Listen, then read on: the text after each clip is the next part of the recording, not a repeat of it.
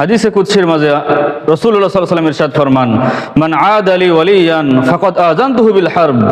যারা আউলিয়া কেরামদের সাথে, হক্কানি আলেমদের সাথে বেয়াদবি করবে, আল্লাহ রাব্বুল আলামিনের ঘোষণা হলো ফাকাদ আযানতুহু বিল হারব। মান আদ আলী ওয়ালিয়ান ফাকাদ আযানতুহু বিল হারব। আল্লাহ রাব্বুল আলামিন ওই ব্যক্তির বিরুদ্ধে, ওই গোষ্ঠীর বিরুদ্ধে যারা আল্লাহ ওয়ালাদের বিরুদ্ধে আছে, তাদের ব্যাপারে আল্লাহ রাব্বুল আলামিনের যুদ্ধের ঘোষণা রয়েছে। এজন্য আমরা হক্কানি ওলামায়ে কেরামদের সাথে কখনো বেয়াদবি করব না। ওলামায়ে কেরামদেরকে সম্মান করা চাই, তাদেরকে মহব্বত করা চাই, তাদের কাছ থেকে সুন্নতকে শেখা চাই, আল্লাহ ওয়ালা হওয়া চাই।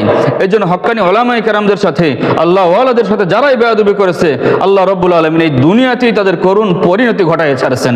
এই যে বর্তমান ডিবি হারুন, একজন ভাইরাল ব্যক্তি, বর্তমান সময়ের আলোচিত এক ব্যক্তি, সে কি পরিমাণ আলেমদের সাথে বেয়াদবি করেছে, আল্লাহ রাব্বুল আলামিন তাকে ফল দিয়ে দিয়েছে। মাওলানা রফিকুল ইসলাম মাদানী সাহেবের সাথে নারী কেলেঙ্কারির এক জোরপূর্বক অপচেষ্টা করেছিল এক ঘটনা ঘটানোর জন্য, কিন্তু আল্লাহ রাব্বুল আলামিন ডিবি হারুনের সেই নারী কেলেঙ্কারির ভিডিও ভাইরাল করাই ছাড়ছেন। এই হলো আল্লাহ পাকের জিহাদ, আল্লাহ পাকের যুদ্ধ।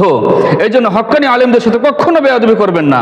আলেমদেরকে সম্মান করবেন নিজের ঈমানকে বাঁচানোর লক্ষ্যে, আল্লাহকে সন্তুষ্টি করার লক্ষ্যে, নিজেকে সম্মানিত করার লক্ষ্যে, জান্নাত পাওয়ার লক্ষ্যে।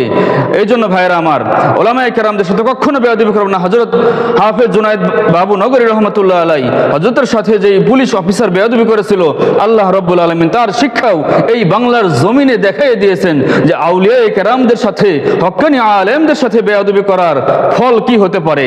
আল্লাহ রাব্বুল আলামিন আমাদেরকে, আলেমদেরকে মহব্বত করার তৌফিক দান করেন। ওলামায়ে কেরামদের সাথে বেয়াদবিমূলক আচরণ থেকে সকলকে বাঁচার তৌফিক দান করেন।